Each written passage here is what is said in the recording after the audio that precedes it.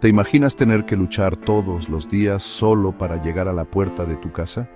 Para más de 1.000 millones de personas en el mundo, esto no es una pregunta hipotética, sino una realidad diaria.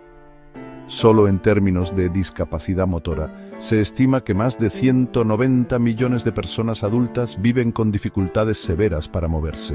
Y lo más preocupante es que muchas de estas personas no pueden ingresar ni salir de sus propias casas de forma autónoma. En el siglo XXI, la vivienda sigue siendo uno de los espacios más excluyentes para quienes tienen movilidad reducida. No hablamos solo del interior, el acceso exterior, el primer umbral de la independencia. Está, en muchos casos, completamente negado. Escaleras sin alternativas, calles sin rampas, veredas inestables, pasajes estrechos o con desniveles. Todos estos obstáculos impiden que una persona en silla de ruedas, con bastón o con andador, pueda simplemente salir de casa.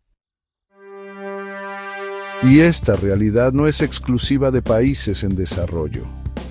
En Estados Unidos, más de 61 millones de adultos viven con alguna discapacidad y miles de ellos siguen atrapados en casas que no fueron diseñadas para sus necesidades. A pesar de las leyes federales como el Americans with Disabilities Act, muchas viviendas, sobre todo en zonas rurales o antiguas, siguen sin ofrecer accesos adecuados y los costos de remodelación son prohibitivos. En India, el país con una de las poblaciones más grandes del mundo, se estima que hay más de 210 millones de personas con discapacidades severas. La accesibilidad a la vivienda es prácticamente inexistente en áreas urbanas densas y mucho más en zonas rurales. Rampas improvisadas, escaleras empinadas y una ausencia casi total de planificación inclusiva hacen que muchas personas dependan totalmente de sus familiares para salir de casa. En Brasil, donde más de 45 millones de personas viven con alguna discapacidad, la ley exige accesibilidad en edificaciones públicas y privadas. Sin embargo, en la práctica, la mayoría de viviendas, especialmente en zonas periféricas o favelas, no cumplen con estos estándares. El acceso al hogar es uno de los mayores desafíos diarios para las personas con discapacidad motora, afectando su salud mental y su calidad de vida. En Perú, más de 3 millones de personas reportaron tener alguna discapacidad en el último censo. Lima concentra buena parte de esta población. Y en distritos de alto crecimiento como Comas Villa El Salvador y San Juan de Lurigancho, la situación se agrava por la informalidad urbana, la falta de planificación y la topografía difícil. En Comas y Villa El Salvador, muchas viviendas están construidas sobre cerros o en calles sin pavimentar. Las gradas improvisadas, los ingresos elevados y la falta de veredas adecuadas hacen que personas en silla de ruedas o con andadores enfrenten enormes riesgos para ingresar o salir de su hogar. La falta de transporte accesible, además, convierte cada salida en una batalla logística.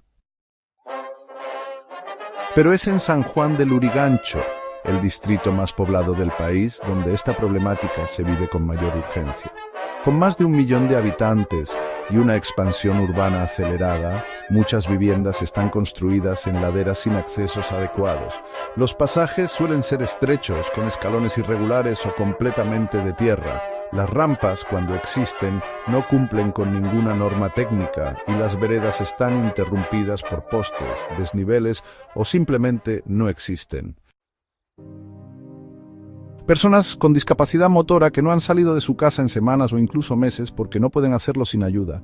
Algunos viven en segundos pisos a los que solo se accede por escaleras empinadas. Otros deben esperar a que algún familiar cargue su silla de ruedas para poder bajar a la calle.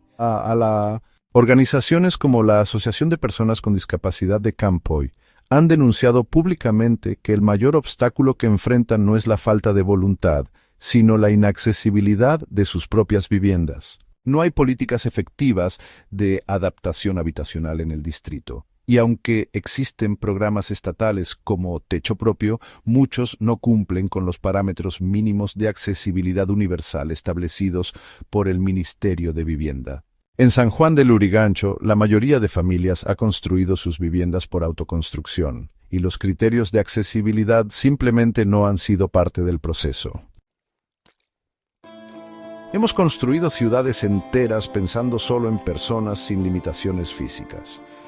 La arquitectura de nuestras viviendas sigue ignorando una parte fundamental de la diversidad humana.